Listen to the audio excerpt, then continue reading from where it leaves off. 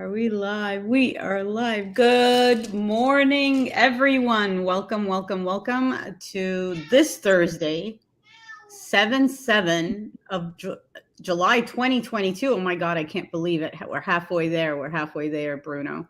Welcome to the Cut the Shit, Cue the Genius show, where you are all the geniuses. Bruno and I are just going to be your holding your hands to be more of a genius than you are. Um, and yes, excuse my cat, who also thinks that you are all geniuses if you can hear them in the background. So today we are being extra relevant in regards to the topic that we want to discuss with you, which is all the news about layoffs that are happening within the industry. Bizzabo just announced that they are had to unfortunately lay off 30% of their amazing staff. There are some other companies that are doing the same, and it's I was just discussing with you, Bruno, about like timing of this. There is no perfect time to this, but there are. We want to just come up with ways where, first and foremost, we are more resilient in regards to what's plan A, plan B, plan Z when something like that happens. Not for those that are looking for new adventures and the talent, which I hope some of them are within our audience, but more so on for those organizers and professionals, event profs that are depending on these companies, et cetera, as well. Just because we know that our nothing stops in the industry, right? So, and maybe it is a sign of the times. It's always going to be like that. I mean, what are your thoughts, Bruno? Well, a sign of the times in what respect? Because I think about, perhaps the underlying reason why we are seeing this in mostly tech companies Mm-hmm. would be because the industry never really committed to virtual events. And this is a presumption. I have no inside knowledge, but it seems to me like Bizzabo and other companies in the same position seems like they let go the staff that they hired furiously to do the virtual piece. And now that we fell out of love with that as an industry, those likely are the people that were let go. So my question is, on paper, it all makes sense. And we do so many other things in life virtually, and we're really happy with it. And why are we not doubling down on sort of perfecting the pieces of virtual that actually do work? Yeah. And we know for a fact that there are companies, enterprises using virtual events for various reasons, and they're having really good success with it. And there's also independent or third party, organizers of virtual events that are making money.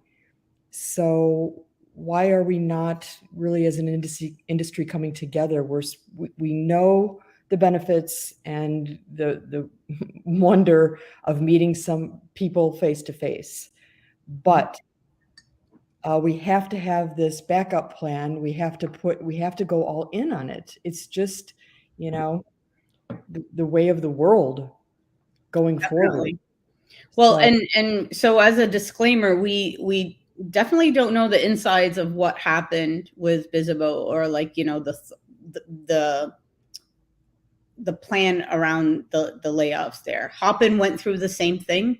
That shook up the tech world a bit as well. Um, I think you're spot on in regards to we as an industry have to come together about what our areas of focus are, not just to highlight it, get very excited, put resources around it, and then dim it down, take it away, etc. And I know that there's so many different factors where it's economics, it is everybody's thinking recession, the what ifs scenarios. But I also think that, and what my fear is the the fear factor. So what these signals that we're seeing with layoffs, especially from either the tech sector or meeting management companies, etc. What is that fear factor going to do to other entities? Are they going to say, well, wait a minute, this is happening, that means I should do the same? And so that's one of my fears. It's almost as if we have a lot of companies that sometimes they just copy each other, and they're the spurts and the ebbs and flows are similar between specific companies. Well, I mean, these technology companies in particular that are backed by venture capital, Mm-hmm. and in some ways they're forced into layoffs, even if they have the cash and the resources and they aren't scared. The VC behind them, demands that they make these moves. So it's almost like their decisions aren't their own. But one thing I was thinking about too yesterday is there is a distinction between like a Hopin who made their layoffs. Hopin was born during virtual events and didn't have like a live event component. So it was understandable that when, the frenzy abated, that they would probably be forced to, take measures like that. But Bizibo is different. Bizibo existed long before Oh virtual. yeah. And And so maybe it's something. Oh, well, Dana's got a comment here. Maybe it's something like the people that were laid off really couldn't be filtered back into the face-to-face department. Maybe they're not cross-trained, maybe whatever, but I don't know. They are two different kinds of companies, in my opinion. So I'm just curious. I think about that.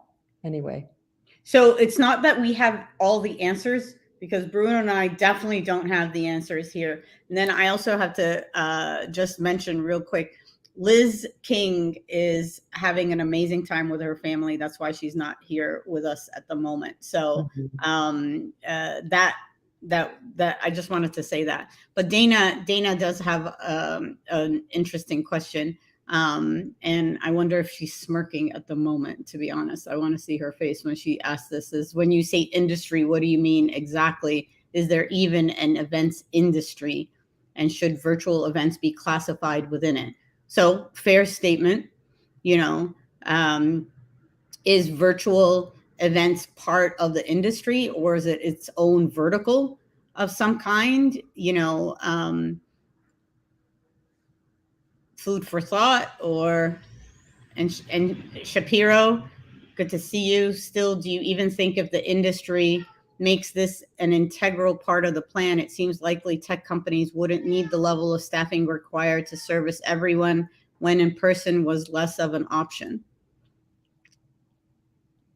So let's attack the first one first. Yes. I think yes, there is an events industry, in that an event is a somewhat temporal, they're constrained, time limited, space limited sort of thing. Should virtual events be classified within that? Yes, except for the space constraint. That is my answer. I'm going to stick with it.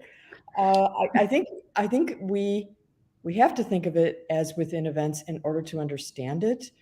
But as we know, we like to change words lots of times. We start hating words And acronyms. quickly. Yeah. I mean, Dahlia is the first one to go, I hate that word. I hate the word pivot. I hate the word hybrid. I hate the word. It's like, but in the absence of a new word, what do you call them? So I'm going to say yes. What do you think about Michael's thoughts? I mean, Shapiro, like I'm going to go back and say, is there even a plan? Like, are it seems like I don't mean to sound like what am I saying? I don't mean to sound Debbie Downer, but like I honestly, with everybody that I listen to and talk with at the moment, it's as if the plan is lacking. We are just churning at the moment, and we've been doing it for a couple of years, but it's like that global pause should have taught us how to put a plan together, as well as what's the second plan in place in case there needs to be a shivot. I'm not going to say P, but not the P word. But what I'm trying to get at is, how can our industry and our event profs be more resilient? I think um, that is the question, where the plan can be accordingly. If we need to, if we need to reduce the force, then what does that mean? Or do we have it like the force be focusing on new revenue streams? I don't know. That So let's I do should. what we thought. What do you think? Yeah. So Dana, if you want to be on the Cut the Shit show, because you probably have coffee in hand, um, let Vivian can reach out to you and then bring you on camera and send you a link if you want. But I think it definitely, what Dana was saying, it deserves attention. Um, and Shapiro, in regards to, you know, tech companies needing the level of staffing, and the levels of service. I mean, that's a good point as well, in regards to, okay, so now what? If these tech companies, or if your partners are reducing their force, what does that do to you as a client, or one who has to continue producing virtual events, face-to-face events, no matter what? So what is the succession plan, that all of a sudden you don't want to be, one of the clients that you get an email saying so and so no longer is with the company. So, and I'm pretty sure tech companies have that, but like, maybe it is, are we supposed to now be proactive when we are partnering with a company or a tech company, saying who's the successor, just in case? What's the backup plan here? And then just be real about it. Well, I think part of the problem, you touched on it there, is we have two speeds. We either do nothing or we do everything. Go as fast as you can in the opposite direction. What's the middle ground here? The middle ground is, like when you invest your money in the stock market, you don't pull it out as soon as everything crashes. You Right. keep it in for the long haul. You plan for the long haul. You just plan everything, your investments in infrastructure and capital and people, around sort of this longer term view. And yes, that's more difficult because you have to walk a fine line between the point at which you have to hire more staff, you have to invest, and what you can maintain and keep your customers happy. It's not an easy thing to do. No. But uh, in a free market system, those that find out how to do that well survive. Yeah, for sure. I mean, I agree with that, and it's funny. I would rather have us be either in the middle, Mhm. or have us be, we don't have to do everything, but we have to be not doing nothing. Mhm. This is lesson learned. So the idea of us not doing anything, not being future resilient, especially with our partners, especially with us telling event profs, use your partners, use your tech partners as strategists, and then all of a sudden, maybe that's not the case. We have to do at least something. So there has to be preparation from both sides. I'm not putting all the onus on the event tech companies. This is not it. They're the first ones that get pointed at. They're the first ones that are treated like scapegoats, in my opinion, where it's like, when event profs see that something is not happening, or like, oh, we didn't get the number of registrations, it must be the tech. No, it's not. Let's put like a plan in place and put some sort of, a succession plan or some backup plan. And yep, Rachel said it, status quo is not a strategy. Well, hope is not a strategy either. But what we're saying is, we just need to make sure that we do have a plan in place so that things don't fall. Isaac Harmer has interesting questions too. Questions is, what direction do you both think the event tech needs to go, and what are the big problems you think need to be solved? That is maybe a month of cut the shit shows altogether, Isaac, that we can go through with that one question. What are the big problems that need to be solved? But Bruno, what do you think the big problems at the moment need to be solved? Boredom. I think that, one of the problems with many virtual events is that the content was shitty, or repetitive, or Me Too content. Having just fresh and exciting things. And it's not necessarily, bringing in drag queens and drinking sangria. Always bring that example up. To do. The drag queens and the drag taste was awesome at the time when we brought it in. Mm-hmm. Mm-hmm. I guess I just think about, what I'm always thinking about is how to dive as deeply into the people we're talking to as possible.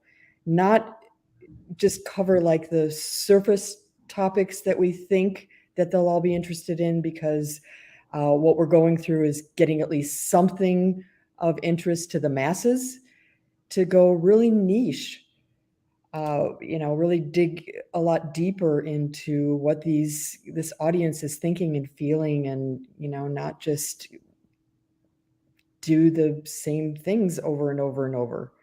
So I think that is, I don't know if that's a problem for technology to solve. Maybe they can play a role, but I think for events in general, especially online, they have to be so compelling that people will want to come back. So, and I agree with you, but let's stick to this boredom factor for a second. Shapiro, mm-hmm. I'm with you as well. And we also have huge respect for the tech companies, because they shifted very quickly, and to a point where some of them, and I know this for a fact, they didn't have time to put plans in place.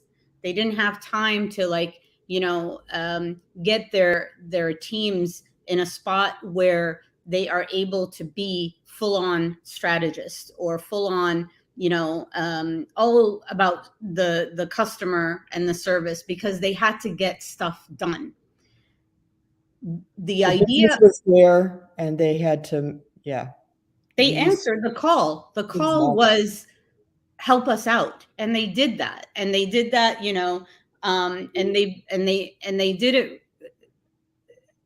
They did so much of it that I think right now we're at a point where the minute they are trying to put a plan together and to take a look at like a future roadmap with everything else that's going around us, they just had to churn quite a bit.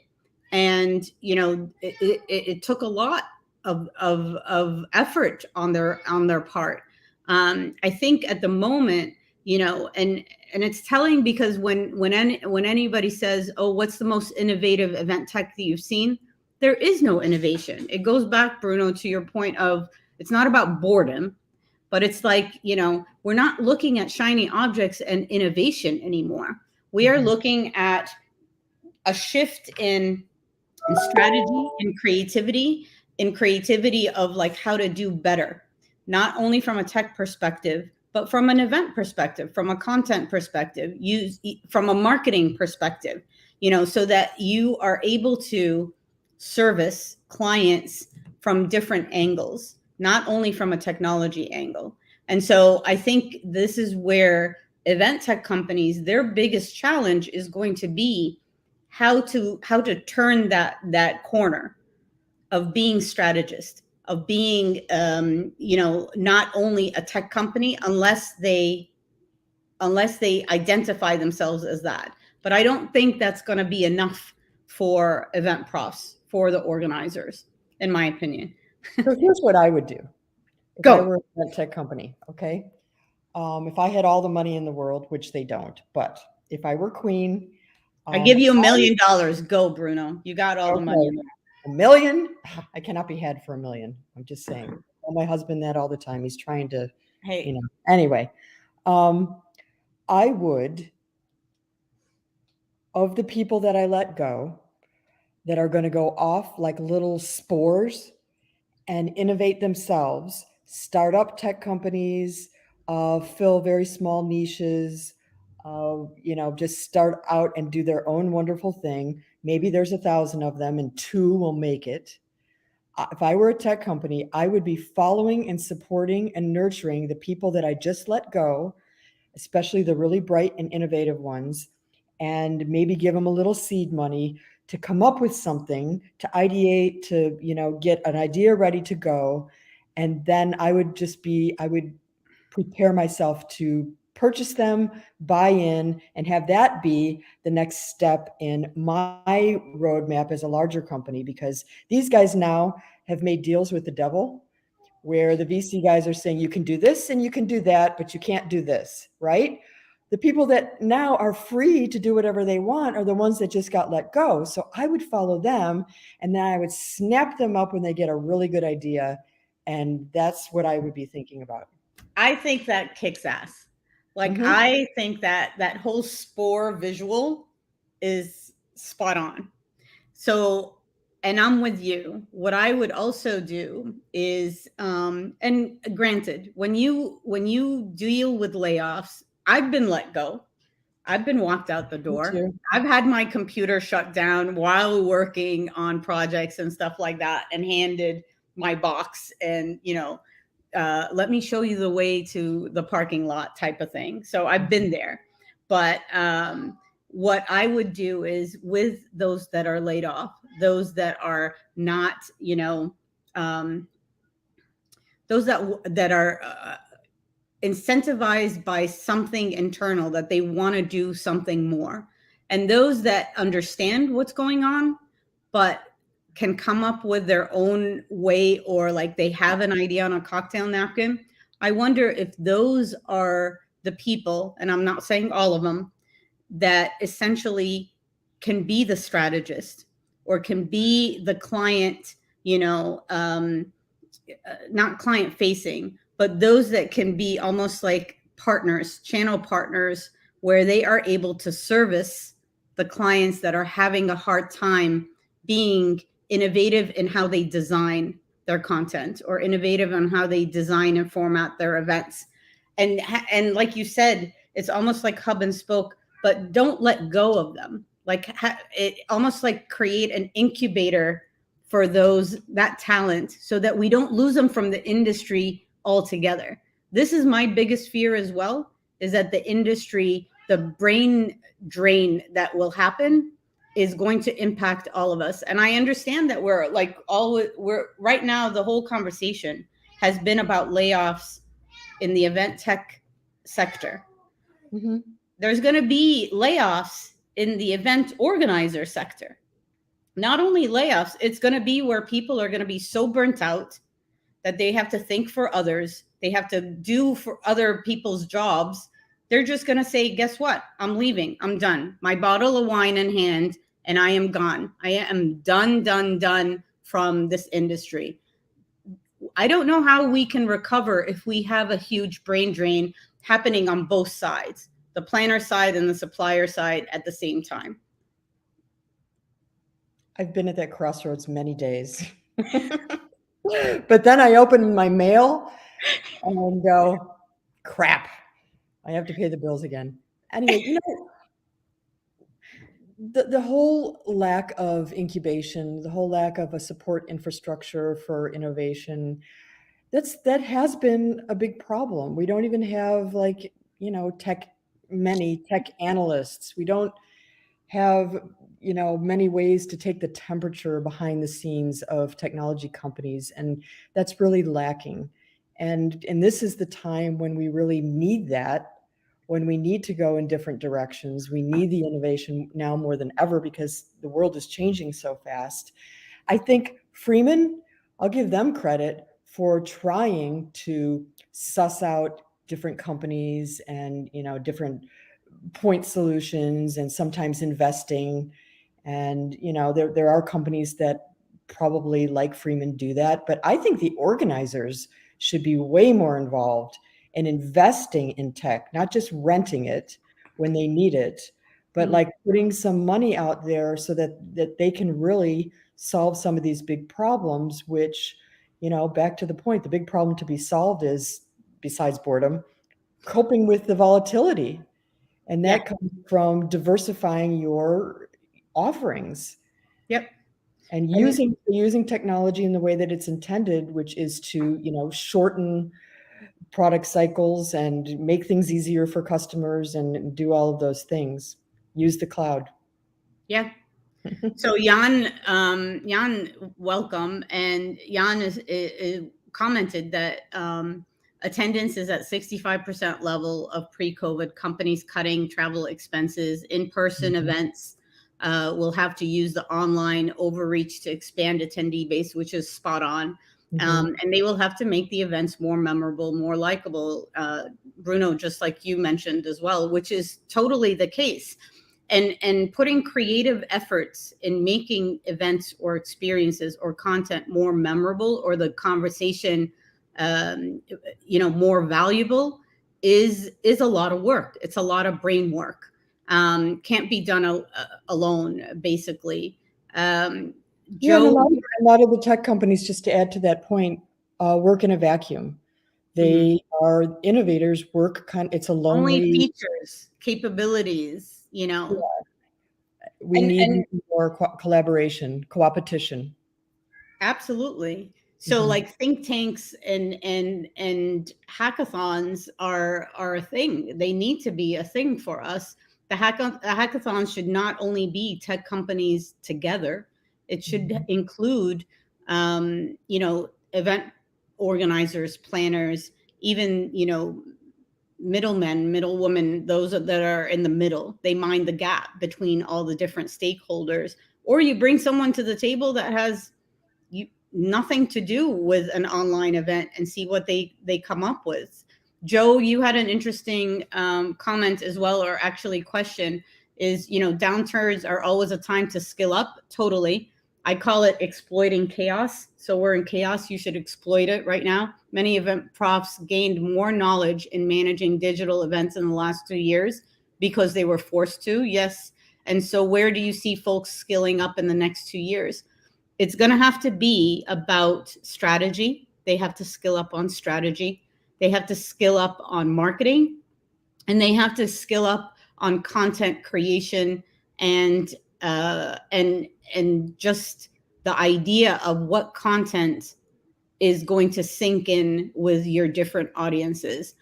I I'm still baffled by the amount of event profs that do not dive deep into their databases, do not dive deep into their attendees, what they want, how they want the content, all of that. They just blanket emails. They don't look at the analysis. They don't look at the data behind how they are promoting their events. And I think that is going to kill events completely, in my opinion. Mhm. Um, how about one episode is a hackathon? Rachel Stefan and her ideas. How about you lead that hackathon episode if you want? But anyway, so Rachel's kind of the rare person that has and is living on both sides, yeah, the marketing planner. and a software entrepreneur. Yeah. Yeah, It's and this is where I actually think, I wonder how many of the talented people that are thinking of leaving the industry or are on their way out will come back with an idea that can maybe save us, basically. Um, and Jan has a very interesting superpower because he is able to think of poems and songs and in rhyme, at a drop of the hat. So I think that is a superpower that everybody should have at the moment. That's a side note. But any last thoughts, Bruno, before we wrap Well, up? one last thought is this is going to impact organizers because technology companies fill a role. I mean, if you didn't have technology companies, you'd have to have a lot more people on staff to run your event. Yep. That's the way we did it before we had event technology. So, in the absence of those people on the provider side, what are the organizers going to do to fill in those gaps? They will have to fill those in internally, or they'll have to drop one provider and go to another one that didn't have layoffs, and deal with it that way. So it's not just, I think you brought this point up. It's not just that the event technology companies are impacted in their staff. It does have a ripple effect across the whole industry. Yeah, it definitely does. I will say, if for those that know of people that have been laid off or are looking for new journeys, new adventures, please reach out to me or Bruno on LinkedIn, and we would love to help you out with your new adventure, even if it is a idea on a cocktail napkin, of something that you've been thinking of for a while. But I would rather that you stay within the industry in the passion and in, with your superpowers, than leaving the industry. I do believe, yes, I mean, to Dana's point, that it is an industry. It needs different parameters and maybe different ways of thinking what is included in the industry these days. So, but want to thank everybody for joining us for this Thursday morning with drink in hand, whether it is vodka, wine, or coffee. And in Bruno's case, it's tea. Mm-hmm. And we look forward to seeing you next Thursday. Thank you for being with us on the Cut the Shit, Cue the Genius show, and hope you have a wonderful weekend. Bye. Thank you, geniuses. Good thing.